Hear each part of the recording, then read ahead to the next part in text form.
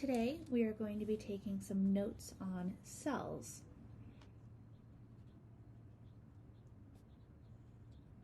Cell theory states that there are 3 rules about cells.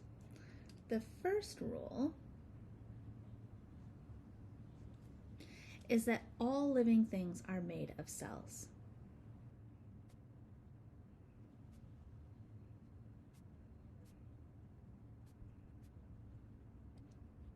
Now, some organisms are made of millions of cells, while others are made of a single cell. Unicellular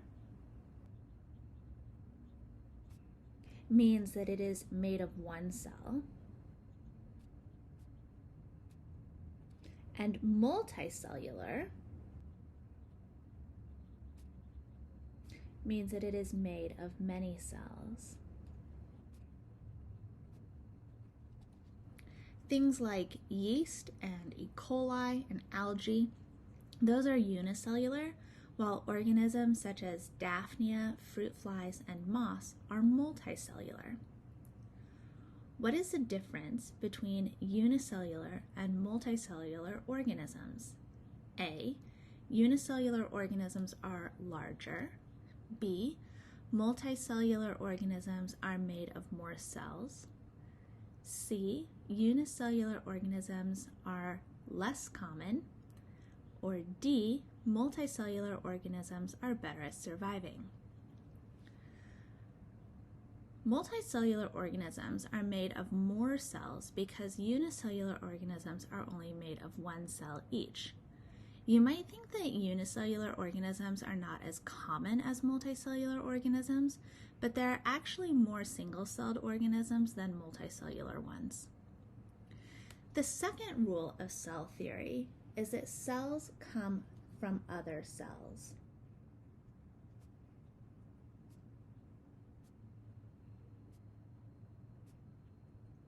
And this is going to happen through a process called mitosis or cell division.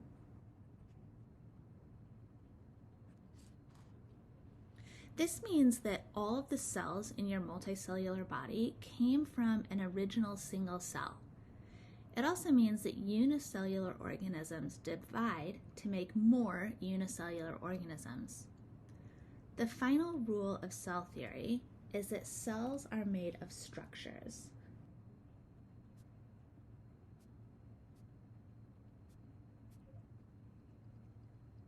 These structures are called organelles. And it's because of these structures that the cell is able to function.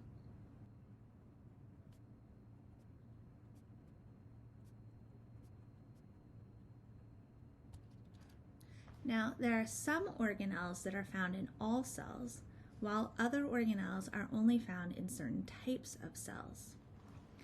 The simplest type of organism is called a prokaryote.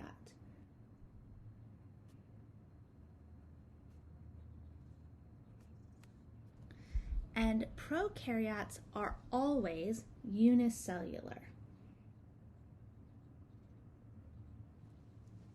Bacteria is an example of a prokaryote.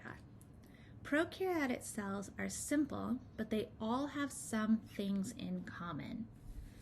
Go ahead and tape this diagram to your notebook because we're going to be adding some notes to it.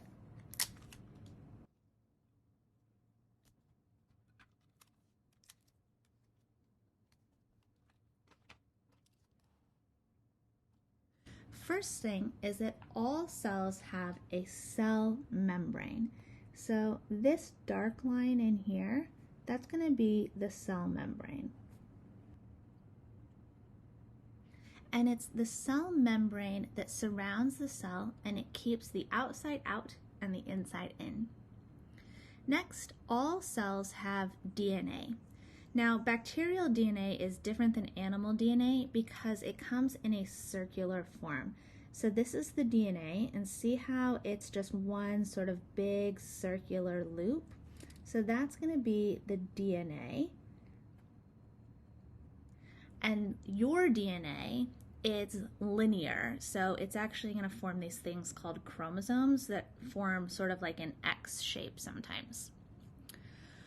All right, all cells have a bunch of complex molecules called ribosomes. So this is a ribosome. And ribosomes are the machinery that make proteins, and all cells need proteins, so all cells are going to have these little ribosomes. All prokaryotes also have a cell wall, and that's going to be what this outer layer is. So the cell wall provides structure to the cell, it gives it shape, and it prevents it from bursting when the bacteria is in water or when the prokaryote is in water. Now, the final component of all cells is the cytoplasm. And the cytoplasm is just this liquid. It's the liquid inside all cells that the things like ribosomes or DNA is suspended in. Now, lastly, you'll notice that there are some other circles here. Those are also DNA, but it's not the kind of DNA that all bacteria have. So they may or may not have these things called plasmid DNA, but we're not going to label that. We're also not going to label this flagella, which is like a whip-like tail that they can use to move, because not all of them are going to have that. All right, question. Which cell part makes the proteins for the cell? Is it the cytoplasm, the cell membrane, the DNA, or the ribosome? Which prokaryotic cell part is not a universal cell part? Is it the cell wall, the cell membrane, the ribosome, or the cytoplasm? So ribosomes and cytoplasm and DNA and the cell membrane are all universal cell parts. They're going to be found in all cells. The cell wall is going to be found in some types of cells, but not in others. So organisms are going to be classified as either prokaryotes, like this one here, or eukaryotes.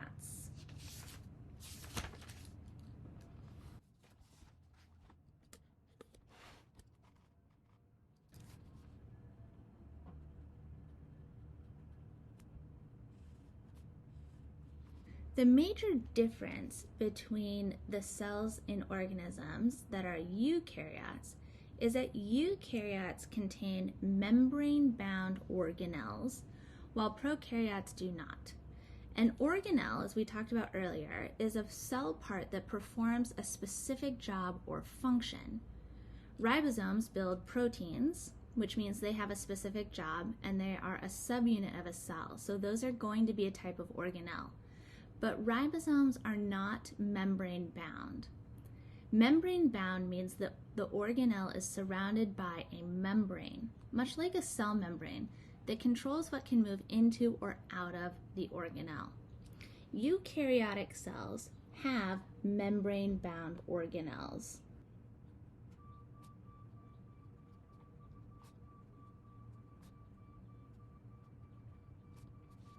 So in addition to having a ribosome or a cytoplasm or DNA, eukaryotic cells are going to have these membrane-bound organelles. One type of eukaryotic cell is a plant cell.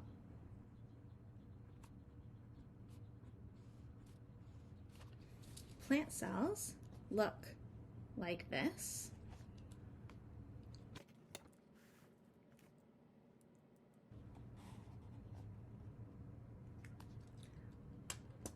So go ahead and tape this in.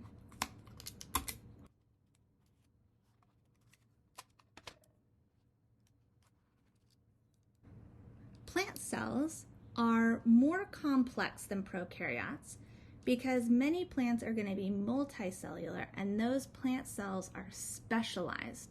This means that not all of the plant cells have the same parts. Like all cells, plant cells are going to have ribosomes,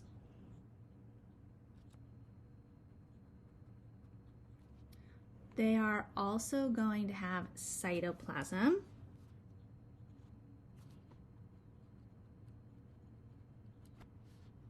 they have DNA, which is found in the nucleus of the cell.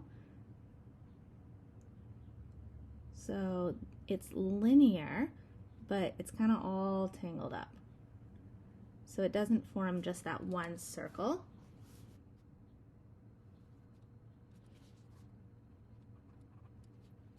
And they're going to have a cell membrane. And the cell membrane is going to be this part that's on the inside, the darker line here.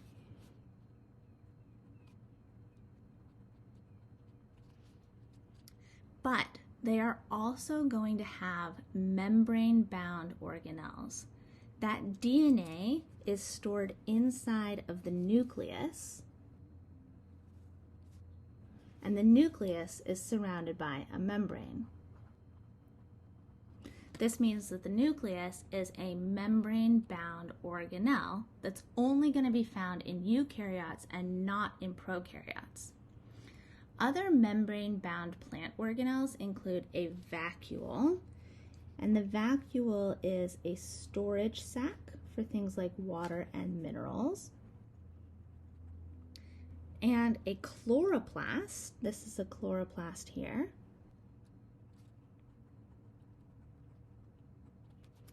And last but not least, they have mitochondria.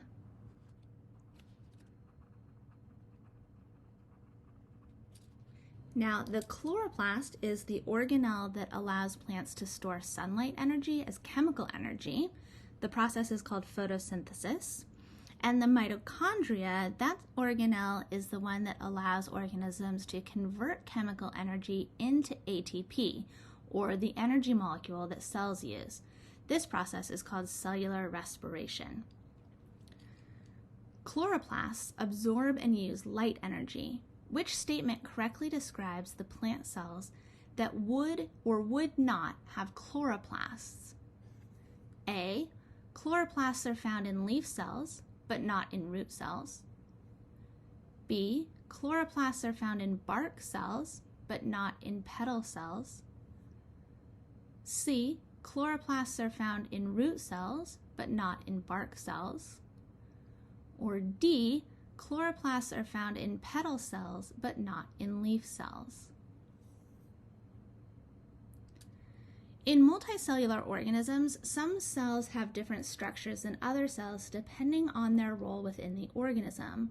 Leaf cells are responsible for photosynthesis, so they would have chloroplasts because they're going to need to take that sunlight energy and convert it into chemical energy.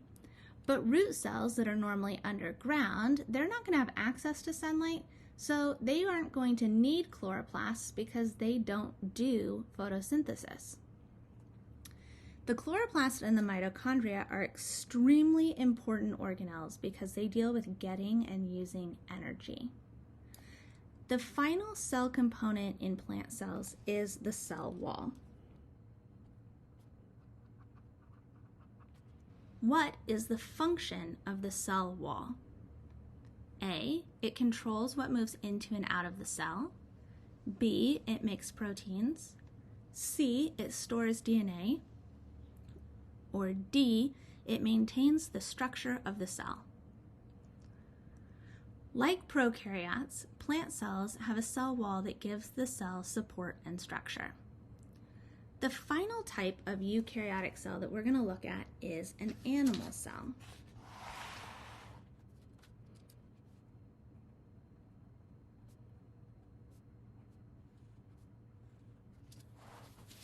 And animal cells look like this. Notice how they are round instead of the more square plant cells.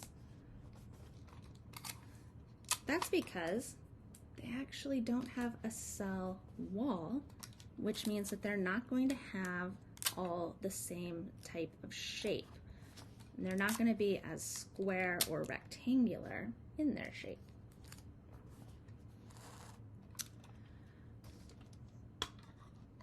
Which structures are found in all cells? Select all that apply. Ribosomes, cytoplasm, cell membrane, cell wall, DNA, and nucleus. Like all cells, animal cells are going to have ribosomes,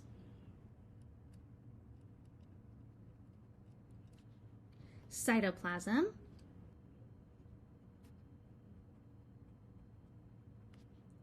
a cell membrane, which is actually this whole thing here,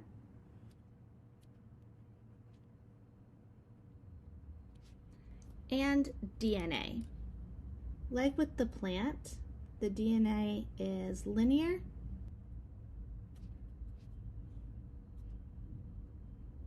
so that's the chromosomal DNA. Because these are eukaryotes, animal cells are going to store that DNA in the nucleus, which, if you remember, is a membrane-bound organelle. Now, only eukaryotes are going to have nucleus because that membrane-bound organelle is only found in eukaryotes. Like plant cells, animal cells have mitochondria.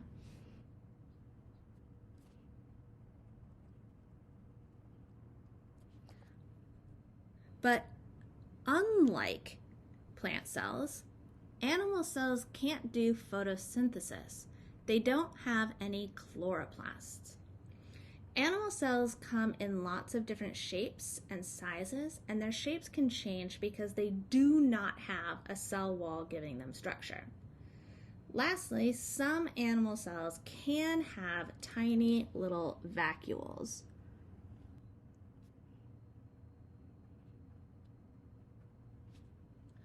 Unlike in a plant cell, the animal cell vacuoles are really small and they're not very common. So, now we've covered the main types of cells. We've got our prokaryotes, such as bacteria, and eukaryotes, such as plants and animals. We've covered the main cell structures, and there are a lot of other cell structures, such as a Golgi apparatus and the endoplasmic reticulum, but we're not going to focus on those for this class. So let's practice what we've learned so far. Which of these structures are found in plant and animal cells? Select all that apply. Cell wall, ribosomes, mitochondria, and chloroplast. Which type of cell is shown? Is it a prokaryote or a eukaryote? And lastly, is this cell a plant cell or an animal cell? Explain how you know. That's all for today.